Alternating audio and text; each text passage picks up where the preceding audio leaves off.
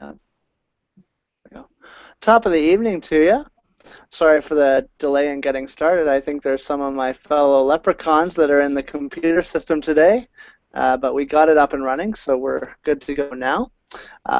For those of you who haven't seen one of these before or don't remember from last time, I'm Nate Schwartz. I work for Muscular Dystrophy Canada, running a youth transition program called Bridges to the Future. Today is our third session on Let's Get Serious About CSIL, having success on CSIL. I'll let Paul get more into that. But as per last ones, the last webinars, even if you're not based out of British Columbia, we have staff across the country.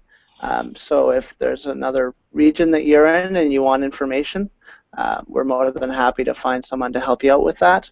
And the important thing also is to remember that CSIL, or Choices for Support and Independent Living, is just a name of a program here in BC, but there's similar ones across the country. So don't be afraid that you don't have the same program. It very well might just be a different name.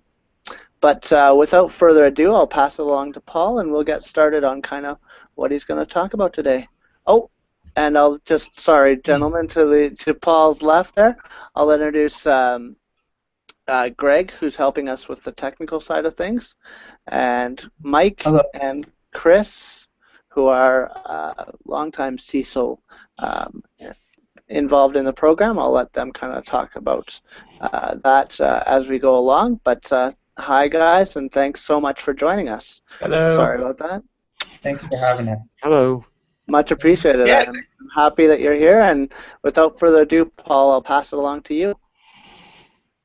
Great. Well, happy St. Patty's Day, everybody, and thanks for spending your time with us. And as we get to talk about this amazing program known as the CSIL program, and as you were saying, Nate, also known as individualized funding across the country. So today, I'm excited to continue our partnership with the Muscular Dystrophy Canada.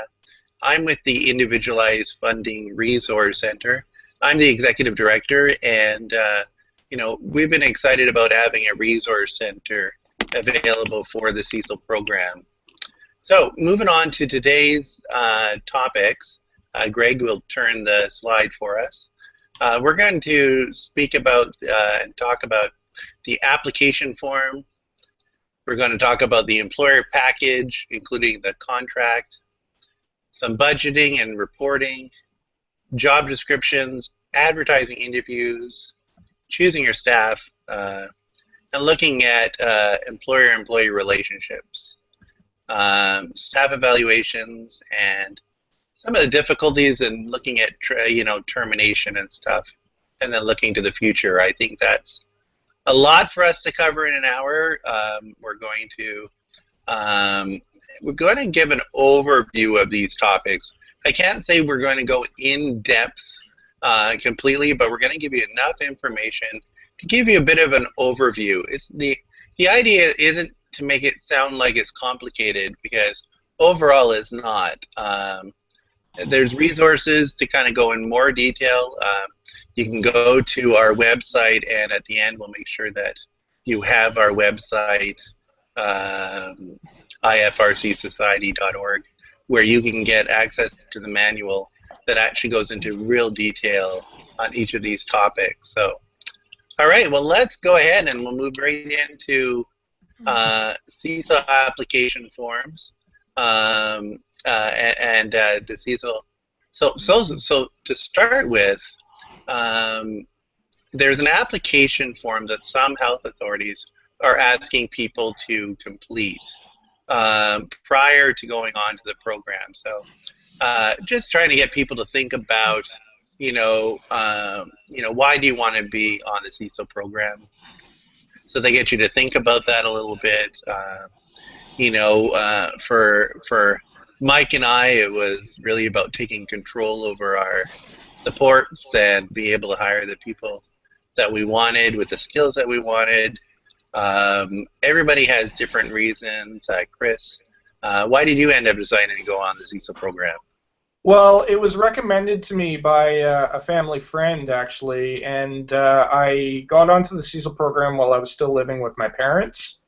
And it was just sort of a means of getting some extra help, because I was getting older and they needed the some extra hands and basically to help uh, allow me to be more independent, to sort of make my own schedule as well. Fantastic. Thank you very Mhm. much, Chris. So the 5 questions that have been posed here are really 5 questions that you'll want to put some thought into before writing it down on the application form. We just completed one recently for a woman in North Vancouver. So again, each region does it a little bit different, but this is kind of the before you get like the full package. So please give a brief overview of your understanding of the CSIL program. You don't need to write a book on these questions, by the way. You just need this kind of a few sentences. Why do you feel the CSIL program is suitable for you? Please describe any experience you have that relates to being an employer. So if you've done any form of recruiting in the past, to put that down, if you serve on any board of directors, as you know, many of us sit on nonprofit boards. So mention those things, and if you've been involved in committees and stuff, to mention those, because those are things that will show that you do have some experience. And you should also mention that you've taken in on these 3 webinars, because it actually serves you that you actually went out there and got the information about the CSIL program and overview of being a good employer. And ask you, when would you like to start on the CSIL program? Generally it takes anywhere from 6 weeks to 3 months. Some areas a little bit longer. But it generally takes a good month or so to kind of get yourself organized with starting the recruiting and everything as well. So I kind of keep that in mind. The other couple of questions that I didn't list there are, if you have a legal representative, so if you have a representation agreement in place, they would like to know who your legal representative would be. And if you formed a client support group, who are your 5 board members? So, we talked about the client support groups and representation agreement last time, so I won't get into in depth on that. But this kind of completes the application form. Remember last time we talked about writing a bit of a letter that states that you want to go on the CSIL program. That starts to get the ball rolling. This is kind of a follow-up from the letter that you've written. Okay, moving on. So the next step is really around your package, and you're going to get a complete package that has a copy of your contract, and we'll talk a little bit about that in a minute. It also has a direct deposit form, because the funds that you will receive from government can be automatically deposited into your bank account. They provide you some financial statements, which are statements that you have to return every month. You have to provide kind of showing where the money's come and where it's gone, where it's come from and where it's going. And then also formulating a budget. So the left side was phase 1, and that's again was being a direct employer. If you are on phase 2, which is also known as the client support group, you'll also be given some additional documents in regards to forming the society. And that's where the notice address of the society, list of first directors, those kinds of things, the constitution. That's all part of the package, and it sounds complicated, but it really is not. They made it very easy, so that if you are going to form a client support group society, that it's pretty much all done for you. You just need to find the 5 directors. So, but that all comes in your package. When you're accepted on the CSIL program, the actual CSIL coordinator sends this out to you. You know, and it provides more detail too. It actually goes through kind of all the different components. So let's turn to the next slide and we'll talk a little bit more about some of the components that are in the contract. So kind of this is an overview of what's in the agreement. You know, ultimately it's so important to read this agreement thoroughly. You know, most of it talks about the term of agreement. Usually it's anywhere from 1 year to 5 years. It depends on the health authority. Some do it in 4-year cycles. Some has it done every year. Nowadays, they're starting to move to one contract that you sign, and then they provide a letter every year. The monthly CSIL funding that you will receive also is in the contract, you know, subject to change, of course. But basically, it's they usually tell you the number of hours. There's statements about managing and reporting, record keeping and spending the funds. We're going to talk a little bit more about some of the responsibilities and what surplus is allowed. So the surplus that is allowed, just so you know, is you're allowed to keep up to 1 extra month of CSIL funds. So if you received 4 hours a day, around $3,500 a month, you're allowed to keep the $3,500 for that month to operate your payroll, but you're allowed to keep 1 additional month as well. It also goes through in the contract information on hiring family members as assistants, and we're going to go through that in a few minutes. And there's a health authority waiver of liability. So really it kind of makes it very clear that ultimately you are responsible as the CSIL employer. So there's nothing, you know, there's not a lot you can change in the contract. It's a pretty standard contract, and we find it to be very important for you to go through it. And if you've got any questions at all when you go through the contract, it's good to contact people like myself, and you can also contact the health authority as well. But probably a good idea to contact, you know, Nate or someone like myself. It also goes and talks about WorkSafe BC as well, which is insurance for your employees if they happen to get injured on the job. So we will get into all of that, and let's turn the slide. Nate, any questions before I move on? No, it sounds good. I would just kind of echo what you said, Paul, and just, you know, feel free to contact us as well. If you have any questions or anything like that, we're more than happy to go through that sort of thing as well. Great. But definitely, if you don't understand the contract, definitely talk to somebody, because you definitely don't want to get yourself into something that you're not fully aware of what you're doing or getting into. Yeah, thanks, Nate.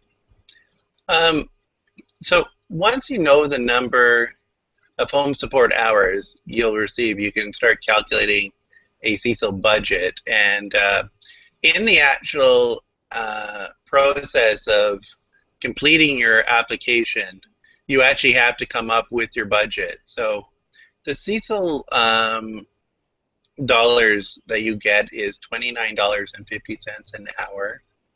And we generally say that $22 or $23 an hour goes to wages, because the remainder amount goes to things like employer costs, such as WorkSafe BC, Revenue Canada, vacation pay, statutory holidays, accounting fees, recruitment facilitation fees, and you know, they also don't provide you 31 days. They only provide you 30 days. So in a month that has 31 days, you actually have to budget that. So I'm gonna flip to the next slide, and the next slide, and then Greg, did we end up Were we able to get the Excel sheet to work? No, I'm not able to get it to show Oh, up. okay. So basically what you'll see here on this sample monthly CSIL budget is you kind of look at where the income is coming in, right? And so um, we have a really nice Excel sheet that I'd be pleased to share with anyone that asks for it, okay? Where you can kind of actually plug in your numbers. So, you know, if you're somebody that is getting 5 hours a day, for example, you would get X number of dollars. And then what you're trying to do is determine with those 5 hours a day how much you can pay per hour. So let's say you get 5 hours a day and you can pay $22 an hour. Because remember, out of the $29.50, you have all these other costs, and you can see in this slide that there's, you know, income tax, employer CPP, employer EI, worksafe BC. There's advertising costs, those kinds of things. So all that has to get taken off of the top, and you're generally left with around $22 an hour. But what you can do within your budget is determine, you know, what kind of needs do you have? Does the 5 hours a day meet your needs? If it does, fantastic, and you could pay $22 an hour.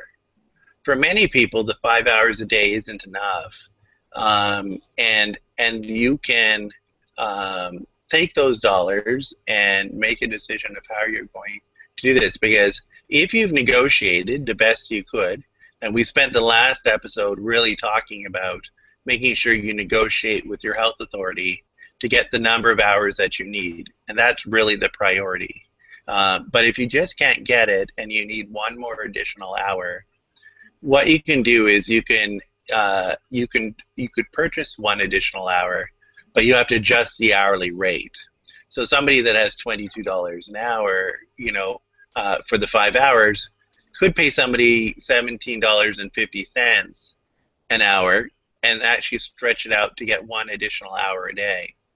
So, so for example, somebody would normally be getting 3 hours in the morning and 2 hours in the afternoon or evening time. They want to buy themselves an extra hour in the evening.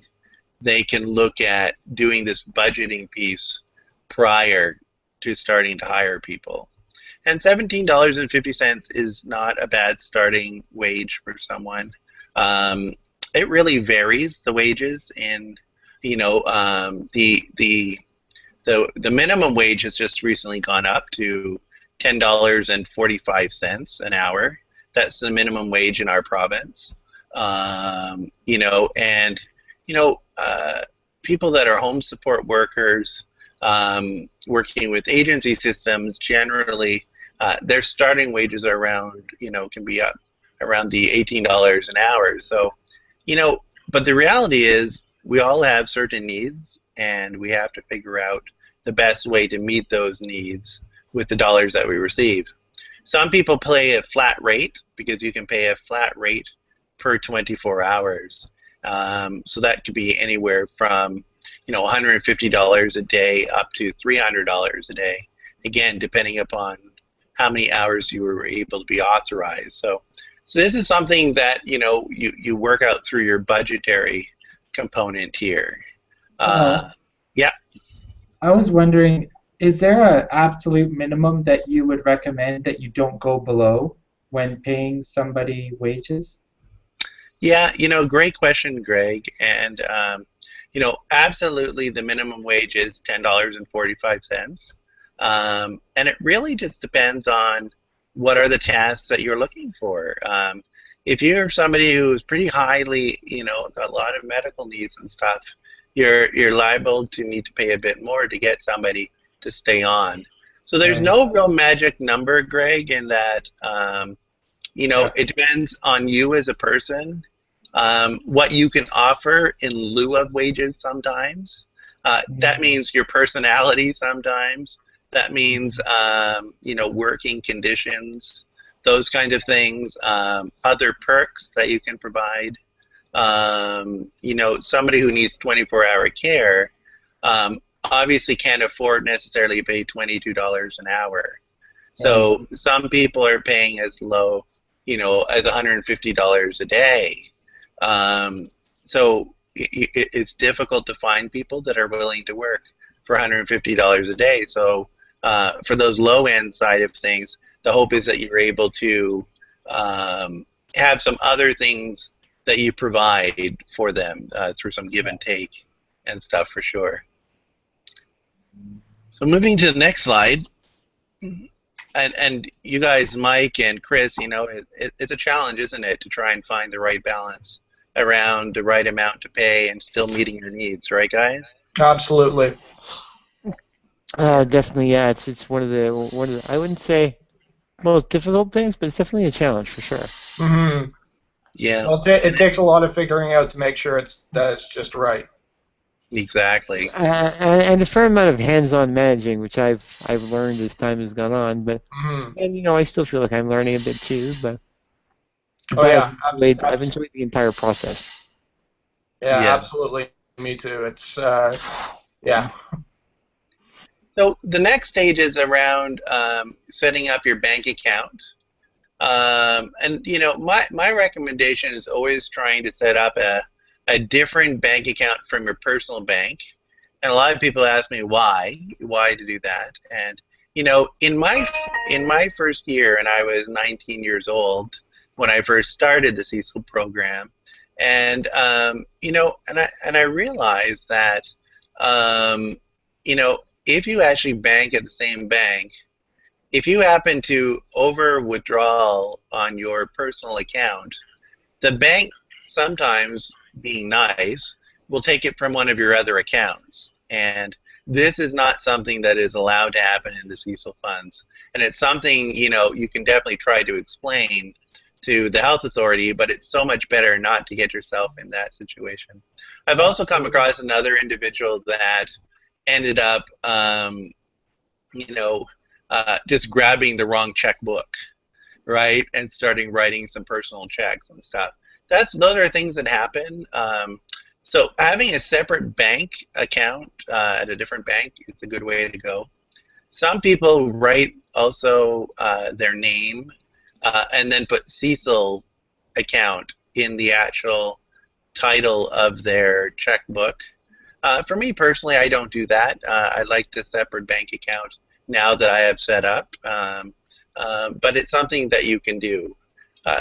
Sometimes going into the bank and explaining to them about the CSIL program and that kind of stuff, you don't need to do it. You're just setting up a regular checking account.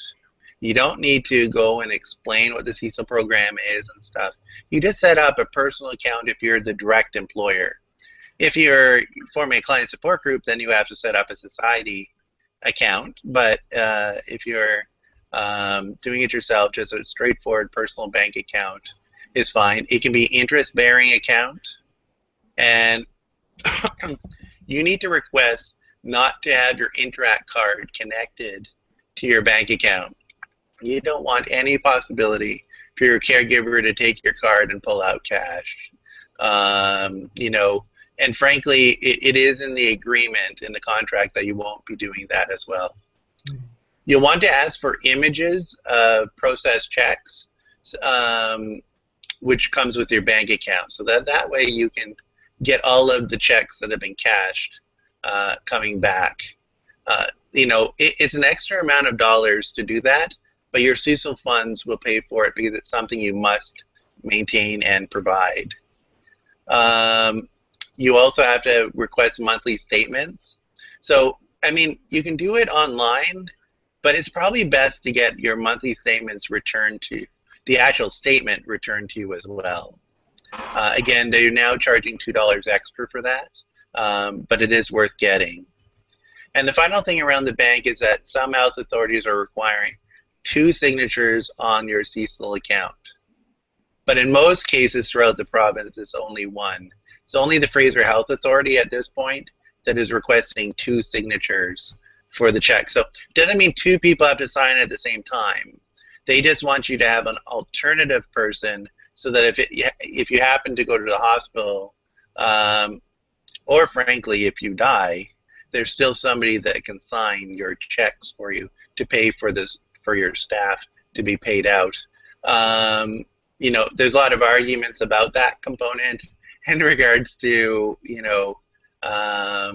I personally don't think it's a brilliant plan of Fraser Health, but because I think having a second person being a signatory on your account that doesn't have them attached to you in any way other than, hey, Billy, do you mind being my second signer?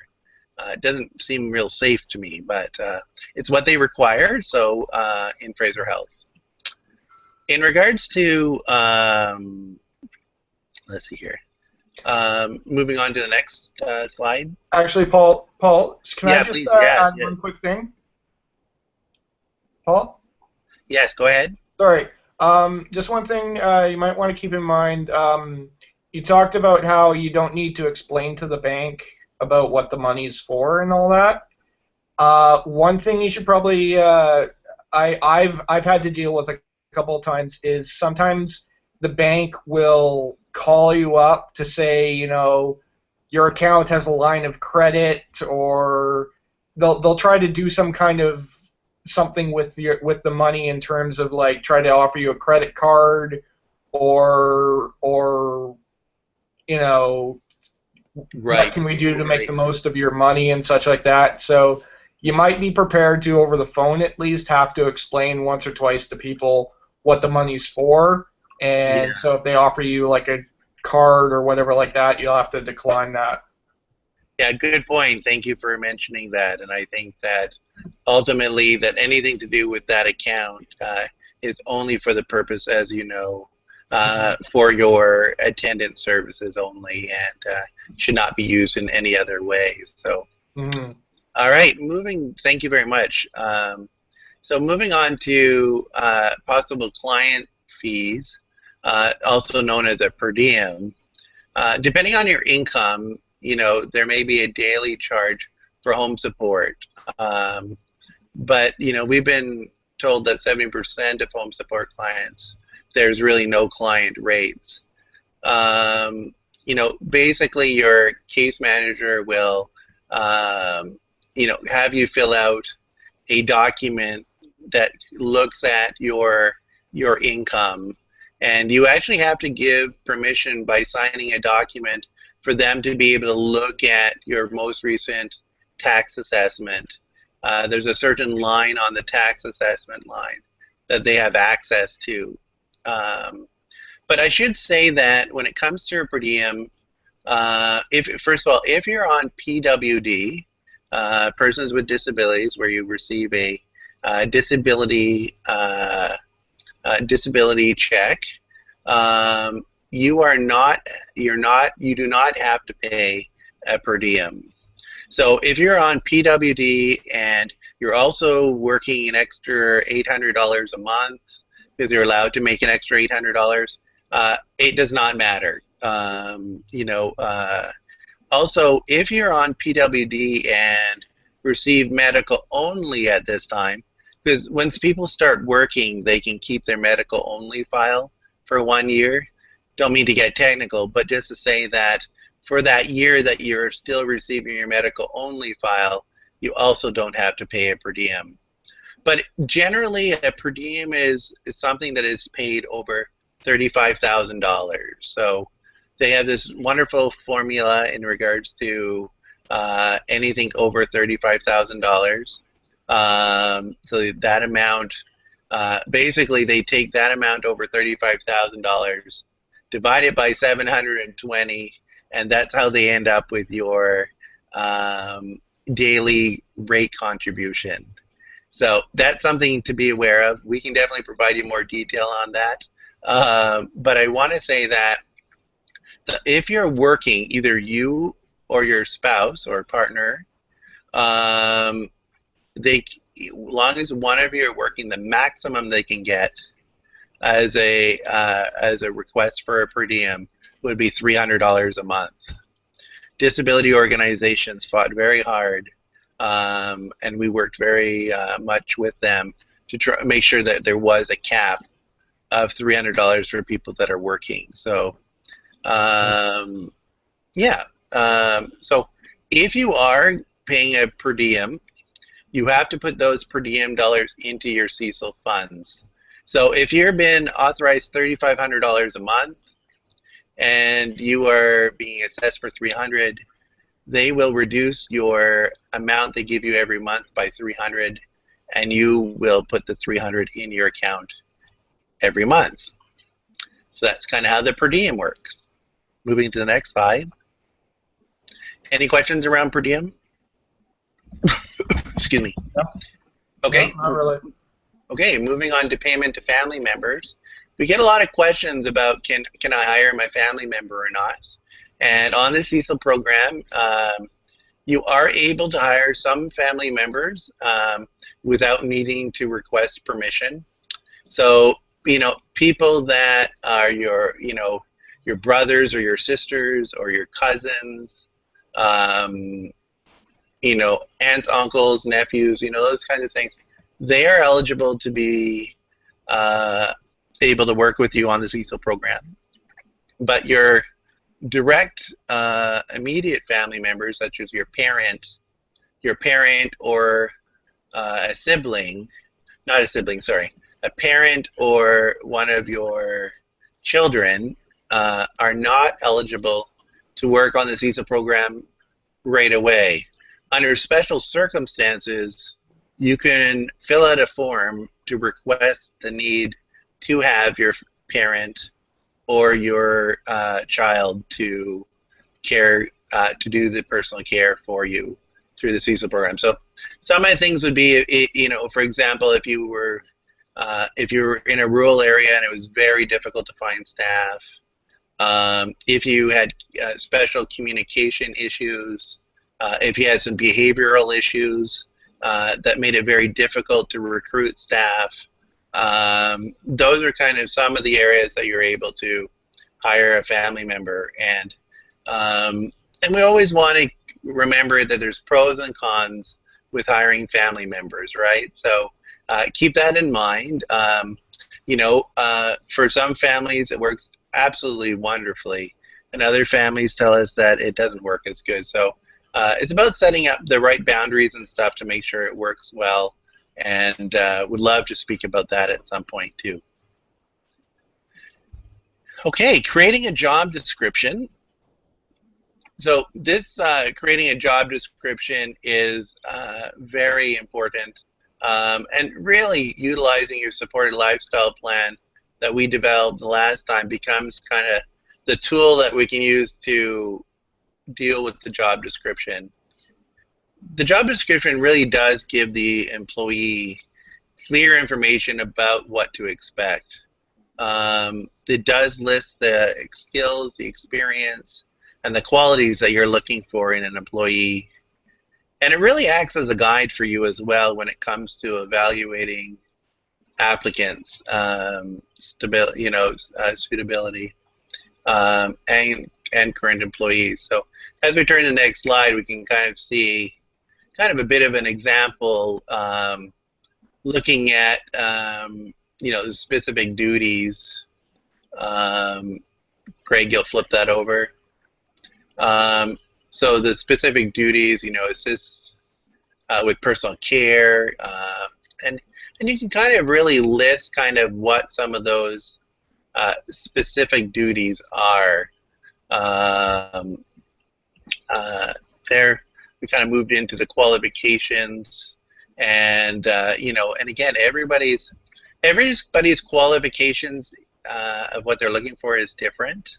I know for myself, I'm quite capable of training nearly anyone to be my personal attendant. I don't have a lot of over medical needs, but I've got a lot of physical needs. So I need someone obviously that is able to understand me well, and they can kind of go with the flow.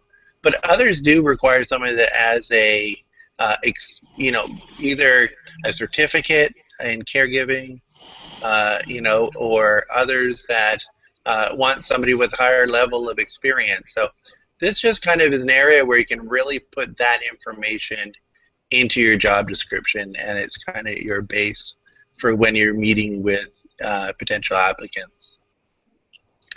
Okay. Now, creating an advertisement. So these are just things that you have to think about doing, right? And I'm just kind of going through them kind of quickly. So when you're creating a job description, again, you go back to the experience and qualifications, when you would like the job to begin, the days the days or hours that you're looking for in a week, and the general location. Are you in Vancouver, Burnaby? How would you want them to respond? Do you want them to respond by email? Do you want them to provide a resume? What is their contact information? And anything else that's important about the job you'd want to put in there. And again, it just depends if you've got, like a Craigslist ad where you could put a little more detail in that isn't going to cost you much more, versus putting an ad in a newspaper where you actually you have to pay per line. Now, sad news is that Craigslist has started to charge for job postings. I don't know if you're aware of that or not, but in certain areas of the Lower Mainland, including Vancouver, it is now a $25 job posting now for Craigslist. So it's a sad day for many people out there hearing this news. It means that Craigslist, there's probably more of these kinds of news that will be coming down the pipes on Craigslist. But there's a lot of free places to place ads. Things to think about. Libraries, putting it up in local coffee shops, putting up little postings and stuff. Some people have put up in their building, to put job postings up in their building. So think about kind of the free kind of advertising that can be done. And it's amazing how many people, by word of mouth, and just talking to other people, can help you locate other attendants that could be good. So again, creating the advertisement, you can be creative in regards to how to do it. I've done fun ones in the past. I've tried many different things. You just got to play with it a little bit to see what works for you. For me, finding caregivers, I've found a couple really good ones in coffee shops and stuff. I needed somebody to help me grab the coffee, and the person behind the coffee area came and gave me a hand, and I started talking to her, and she ended up being a great attendant, actually. And so you just never know, right? Because you start chatting with people, find out what a lot of people in coffee shops and stuff, they're in between, right? They're going to school, they're getting an education in something, and you find out what kind of education. All of a sudden, your job sounds much more appealing than serving coffee. So think if I about can that. just jump in, Paul, for a second. Please. I have a couple things. Mike and Chris, do you guys have any thoughts or stories you might be willing to share? And I'll get to that in just a second. The other thing I think is really interesting, Paul, is if you are, say, a student, is that like a flexible job for them if they want to be an attendant? Like, it sounds to me like it could be a very flexible and better paying option than working at a coffee shop or something like that. So maybe Chris and Mike, if you guys have any stories, please share, and then Paul, maybe you can touch on that for a second. Well, I've had several caregivers that were actually students at the time, and I found that to actually be very convenient, considering I myself was also a student at the time. So I had my caregiver going to the same educational institution that I went to. So many of them came from the nursing program, and so they're learning the skills that are going to help them become better caregivers. and they're working for me as well. So yeah, I definitely students. I think they definitely make for good employees. I found. Thanks, Chris. I mean, I kind of feel like I have to echo the same thing Chris is kind of saying a bit. Yeah, I mean, when I first initially went on the CSIL program, I happened to be hiring just around the time when like a lot of students were getting out from classes and stuff like that, and I think it just kind of dovetailed nicely into me finding some really, really amazing young people. And I still have two of them working with me still to this day. Not to say that a lot of the people have left me, but two people have actually moved since I started in the CSIL program as well. So there's some of that too. And yeah, so I've still managed to keep several of them in mind, either as a backup or still have two working with me currently. So yeah, I'm kind of echoing the same thing. Awesome. Yeah, Nate. It's Mike. I think all of us experience the students, and it can be really a wonderful experience. I had a fellow that was actually becoming a doctor work with me. He was a young guy, and still a good friend today. And now he works in the ER, and I get the chance to say that I got a chance to influence him on how he actually works with patients in the medical system, so, and how we need to look at people with disabilities differently. So I love opportunities to teach students. At the same time, with teaching students also comes the aspect of students go through crunch time of school. There comes at times where they need to have more time for an upcoming exam, and you have to, as much as there's some flexibility for them for you need to be prepared that they're going to need flexibility as well. Never mind the period of time where they're pulling out their hair, that they've just been assigned a fourth assignment that is now due next week, and they're going to come to you asking for time off. So you need to be prepared for that, and as long as you can handle that, that can be very successful. So Also, I get to say to that yeah, I guess I was just lucky. I've been incredibly lucky that there hasn't been like that many instances that I can think of that really were like, oh, it was because you're a student and stuff like that. But I think just to keep it kind of balanced out as usual with everything when I have a good group of people is just to have a good mix. Not just have one that's all students and not have just all people that are either older or working and stuff like that.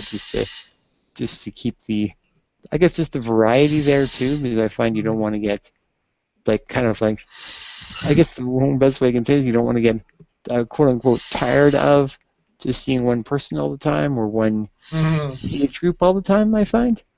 Yeah, we could actually do a whole hour on this component age, Nate, because I think it could be a lot of really great stories and thoughts about, different ways of recruiting different people from all over. So I'm going to move us along to the next one. Sure. It's very good, Mike, and Chris. But I think we all could give more stories, couldn't we, Mike and Chris? Yeah, absolutely. Yeah. I appreciate that, guys. For sure. Too many. Yeah. So screening candidates, really just here want just to advise that, you can get a heck load of applicants all at once. And, what you want to do is kind of divide it into, three kind of main areas like potential, review again, and not suitable, and, basing it against your job description, right, and some of the main things that are important for you, and generally coming up with your top, 5 or 6 things that you're looking at on the resumes of importance to you. You're looking through the cover letter, you're looking through the related experience, you're looking at why did they change, the changing of jobs, right? If they've, had 10 different jobs over a very short period of time, you'd probably be wondering why is that the case. If there's significant gaps in employment, you'd probably be wondering about that and will want to explore those things a little bit more. The whole pre-interview, next one for me, Greg. The whole pre-interview is important, and you can, take the time to be able to speak to them on the telephone. It would save yourself a lot of hassle to, do an interview. One interview in person can take up to 45 minutes to an hour. So you definitely want to be organized and make sure you get people that are actually interested in the position. So, you might want to, quickly tell them first of all, you would come up with those top 5, right? If somebody must have a driver's license, ask that question right away if it's not on their resume or if they didn't respond to it, right? If it's essential that they have to do a suppository or that they're going to give you a bath, those kind of things. Hey, for me, I'm a male and she's a female. Is she comfortable giving a bath to me or not, right? I'll deal with that right over the phone because if they're not interested in making some components. I got lists here that some people talk about themes of shifts. You might want to get a general idea to make sure that they're actually available for some of those. Some people talk about salary, some people don't.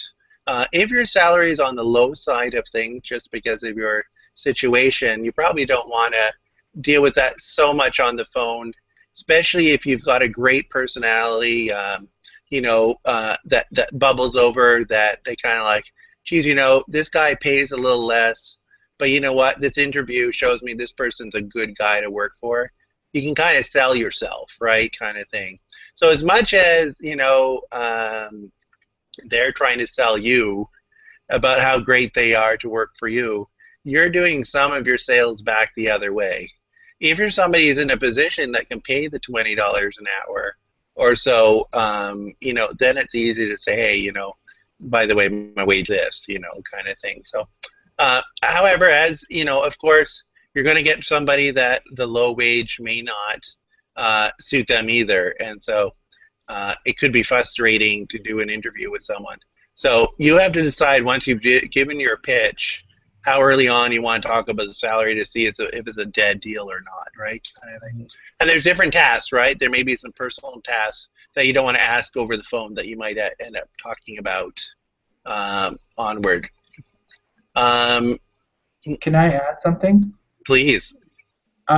If you have pets, like a cat or a dog, it's worth mentioning because a lot of people have allergies and stuff. So that's another thing to ask. Are they okay with dogs or are they okay with cats? That's a good one. You deal with that a lot too, eh, Greg? Yeah, I do. Yeah. Yeah. Okay. Let's move on a little bit. We have about 10 minutes left. Is that right there, Nate? It's about right, yes. Okay, thanks. Just to give me a bit of an idea.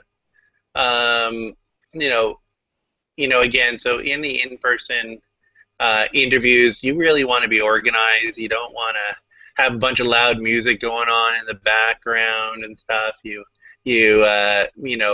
Having a clean table to work from, not an overly crowded table, those kind of things.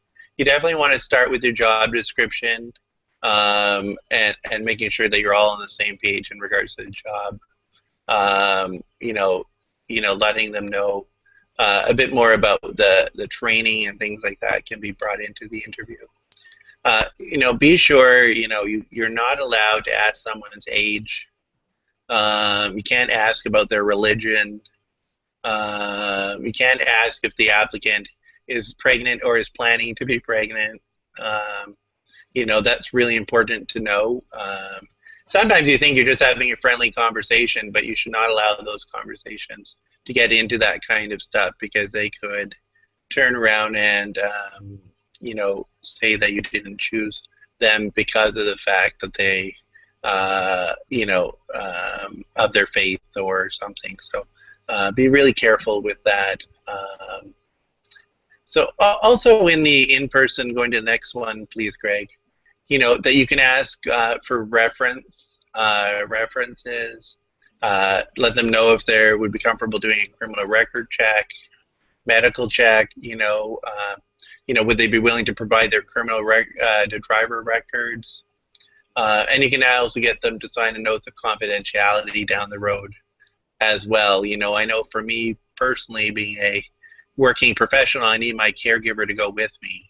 And so I do ask all my caregivers to sign a confidentiality agreement so that when I'm working with a client, that information is kept in strict confidence. So that's kind of the interviewing component. One of the things that would be really important to do is really setting up an employment contract. We have examples of all of these things that we've talked about today. Examples are in the workbooks and stuff. So, so again, the employment contract would have the job duties and the hours of work, the wage rate, terminations and the process, the performance evaluation, training period. All this would kind of be in your contract. And you would want them to, once you are in the process of hiring, make sure that they read it and sign it, of course. You'll definitely want to create an employee file as well, so that you can keep all of the resumes and all the references and things like that somewhere so that you have access to that. All right, so also within the employee guidelines, you want to turn to the next for me, and I'll get you to go skip one and just go to the next one, okay? So, yeah, so this is a backup one for me, Greg, sorry. So the employee guidelines kind of overview, things like, processes, right? So in the employee guidelines, you may want to have your pay structure. For me, I pay twice a month, usually the 1st to the 15th and the 16th to the end of the month. What is the process for days off? For example, if somebody needs a day off, do they need to give you so much notice? Maybe discussion there about how asking me the night before probably is not the best way to do requested days off, that you need time in advance to be able to fill your shifts. The idea of, being on time. What happens if they're sick? For me, I can tolerate a certain amount of, stuffy nose and coughing. But for others that have a immune system that is weaker, there's no toleration for someone being sick. Do either of you have any of that?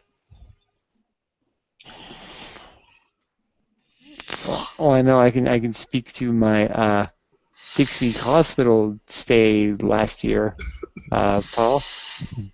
Yes. So yeah, I guess it's the whole thing. In my case, it's not compromised immune system, but yeah, me getting a cold, it usually descends into my lungs, and that is no good for me. Yeah. So really, I just sort of, my caregivers seem to be okay with continuing. They have to be, if they are really sick, then we'll make other arrangements. But I've just had a little bit of luck lately with that. So. Thanks Yeah, for I bringing find that if up. I've ever had any issues with it, it's been like I just tell all my employees that I like to get maybe at least 2 days notice if they know they're going to be sick, and that's happened, I don't know, a handful of times, maybe 4 or 5 times where it's happened, and it's always been a bit of a scramble to fill people in, but it works. Yeah. And it's worked for me so far, I think. I yeah, just wanted to jump in and say that thanks for bringing that up, Paul, and thanks, guys, for sharing, because I think that's really important to be aware of, and everybody is different that way. So I think knowing yourself well enough to know when to say no, and having that relationship with your caregivers, I can imagine, is really important as well. Yeah, absolutely. And then there's things like meals and stuff, and what are your rules around meals? Can they help themselves in the fridge in your house? When you go out to eat, do you pay for their meals? Are they on their, will you give them an opportunity to eat before you go out if you're going out for dinner? These are the kinds of things that you have to think about. If you're going to the hockey game and you require them to be at the hockey game, will you pay for their tickets? In most cases, that is what should happen. If they're going to the hockey game because they're your friend now, because they really love to go and see hockey, but you don't need them to be there, you would want to make these things clear. These are areas that I'm starting to bring up that are a lot of gray areas, and we can get into some even more discussions around those kinds of things, because I think, even talking about, your money in your wallet, your Visa card, using your debit card, making sure that they all go back where they belong right after they use it, having your policy pretty straight on that. So all these things can be covered. We have a set of employee guidelines that we can share with you that might give you some things to think about. Even around security of your home, right? If you end up giving somebody a key to your apartment, what are your policies around that? Can they just use the key anytime they want to come into the house? Or are they expected to give you a heads up that they're coming over? For me personally, up to 15 minutes before the shift, they're welcome to use that key to come in. They don't need to buzz or anything if I'm expecting them. But if they're showing up, an hour or two beforehand, because they happen to be in the area, I would expect that they give me a call before coming, kind of thing. So those are the kinds of things, smoking and, what is your smoking policy? Do you have a certain area that you want them to smoke in? And using policy, if somebody comes to me drunk, I terminate them right away. It's not appropriate for them to show up to work under the influence. So, Greg, can you turn a couple for me? So, now, creating an employment contract, we've just talked about some of these things, turning one more, Greg. Thanks. So developing a good training program is another really important area. Really kind of having your plan of how you're going to do the training. Are you going to have someone with you that knows your care really well? And at this point, they would be able to show your new person. Do you like them to have hands-on right away? Or do you prefer that they see everything first in the first day? Do you have them come just for a few hours at the beginning? Those are really important things to think about in regards to conducting the training. You also need to be clear about what your needs and kind of quirks are. Are there some specific things that are really important to you that may not be a big deal for somebody else, right? For me, I hate it. I hate it when somebody goes and starts spitting into the sink, and stuff, So I talk to them about it, I say, hey, also, you don't take my urinal and that I've just urinated in, fill it up with water and dump it down the sink. Those are some things that, seem to be common sense, but it may not be common sense to someone else. So these are kind of things that to think about, but you need to be organized and you need to be ready to talk about the different components and have, if possible, have an attendant that knows you well and can show them where things are and making it happen. So yeah, and then providing good scheduling and process and how you end up doing scheduling and stuff and letting them be clear about how you do that. If you turn the slide for me there, Greg. So just getting to the last few slides here, staff evaluation, you know, as being a good employee and a good employer, giving feedback to your employees is really important. Open communication and having an environment where your staff person can communicate with you about what's working for them and what's not working for them. At the same time, you doing the same thing. And you need to be able, within the evaluation, look at it compared to the job description, right? And did it work out well? Has it not been working out well? We always recommend that evaluation should happen about 6 weeks after hire. That gives you another 6 weeks to really evaluate before the probationary period ends. So each employee has a probationary period under the employment standards of 3 months, and during those 3 months, you can let your employee go by just saying that you're not comfortable. So that's your time to find out if the personality, is it a fit or is it not a good fit? So you want to use those 3 months wisely. And so using this evaluation is really important. And it also will give you opportunity to determine what areas need to be a little bit more training. So if things are going well, but they just can't seem to do the transfer right, that perhaps bringing somebody in to help showing them how to do the transfer again may be something to consider. And just letting them know what they're not, what they're not meeting, right? After the 6 weeks and the 3 months probationary period, then generally people wait another 6 months and then do it again, and then having it kind of as a regular thing. And you don't have to meet with your caregiver only when it's not working. Meet with them too when it's working well, right? So that it isn't that you're meeting that, oh no, he wants a meeting with me, there must be something the matter. Having set times and stuff just sets it up that, we're just looking at how things are going. And if I can just jump in briefly, Paul. Please. I think,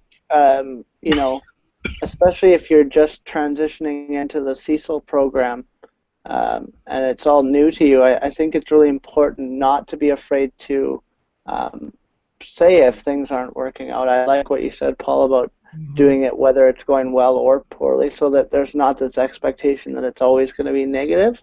But I think definitely as a youth new to the program,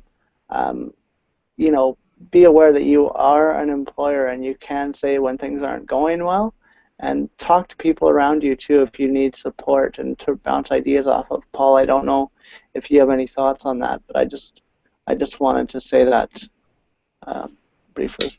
Yeah, no, I think it's so important, Nate. It's telling,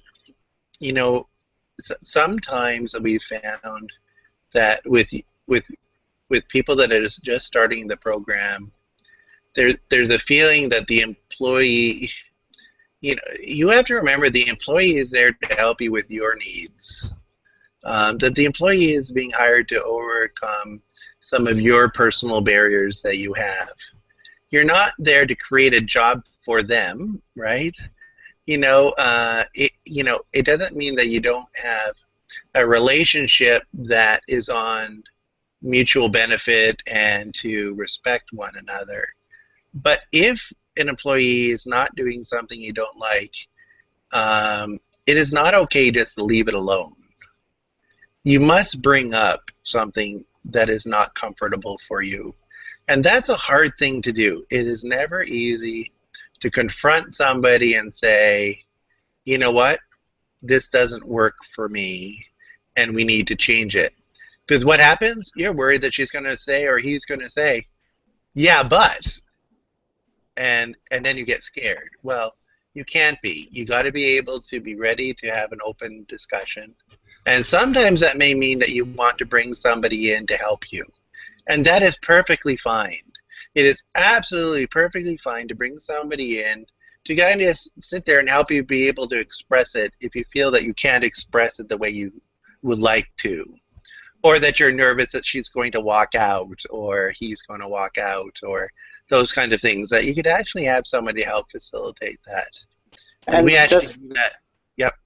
oh, sorry. No, go ahead. Just to kind of elaborate on that, I think that that is a great way to make sure things stay on track, so that Yeah. you don't necessarily get talked out of what you're trying to say, or if you're trying to make a decision. It may very well be that you can come to some sort of understanding, but if you have another person there, you're more likely to stick to your guns, and they'll be there to back you up if it starts going a way that you're not comfortable with. Exactly. Yeah. Exactly. So we'll turn to the next slide. And now we're talking about terminating employees. First of all, you want to be able to give your employees all the opportunities possible to make change, right? So even though we're about to talk about termination, I think it's really important to look at setting up all systems in place to try and make an employee a better employee, because they are not going to know by the snap of a finger how to do everything you want them to do, because you're a different person than other people, right? So even if they have experience, that experience is with someone else. So if you are going to let someone go, there's a process. And I'm going to talk about it very brief today. There's so much more to it than what I'm going to talk about, but basically you want to be able to provide somebody a verbal warning first in general. You want to be able to provide them an opportunity to make change. If it is not successful in the verbal warning, then you want to provide a written warning. And this is called due process in regards to termination. So once you have to make the decision to terminate, you really need to be professional. It never helps to terminate somebody when you're angry. So something's just happened and you just will say, you know what, it's not working anymore, you're fired, get out of here, and it was because they were late a bit, or they burnt that toast again, or something, right? So there are times where termination will be needing to be immediate, and that's if they're abusing you in any way. There are just causes for automatic dismissal. But in most cases, after the 3-month probationary period, and again, during the 3 months, you can let them go, no problem. But after 3 months, there is you have to do some form of due process, unless you are in the position to pay severance. And severance pay is where you can pay somebody, if they've just worked 6 months, you can pay 1 week severance pay to have them no longer work for you. But if you follow due process, you can let someone go if you've given them a warning, if you've provided a written letter, and you've given them the opportunities. So here, it says document, document, document. Absolutely. And if you can start doing that right from the beginning, that is the best way to do it. When you're having troubles, you document it right away. So again, so abuse, theft, fraud, those kind of things are, can be automatic dismissals. All right, we're going to turn here. And so just some things to consider. To be a lawful employer, you should have a general understanding of the Employment Standards Act. These are things like, what are people entitled to in regards to vacation pay, statutory holidays, those kind of things. A bookkeeper is going to be able to help you with some of that information. Human Rights Act. So we talked about, the importance of not discriminating against someone based on their age or based on their religion.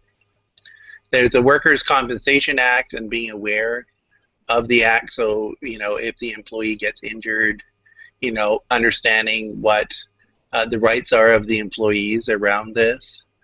And then personal information. This is really important. Once you have access to someone's social insurance number and their address and phone numbers, those are actually confidential information. If they provide you any other details about themselves, it's really important that you keep that private. And then there's the occupational health and safety regulations and looking at the safety of your work environment. So if you turn the slide there, so those acts and stuff, by the way, there's more details available on those. Just want you to be aware that the Association of CSIL Employers is a group of individuals that have come together that are CSIL employers. To be aware, that we've really been working hard to have this Association of CSIL Employers where, that people are sharing information with one another. That we have a Facebook page. And you can apply to that if you're on the CSIL program. You can. It's a closed group, and it's a place where you can kind of discuss some of your issues that you may be facing. The other thing about the Association of CSIL Employers is that they're working very diligently on your behalf, if you're a CSIL employer, to look at changing the policies on the CSIL program. So the hourly rate increase, for example, that people have experienced over the last few years is because of the Association of CSIL Employers. So get involved with them and get involved in being on the Facebook. So looking towards the future, I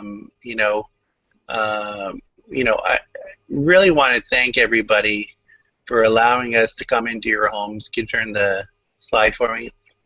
I've really been happy to be part of these 3 webinars.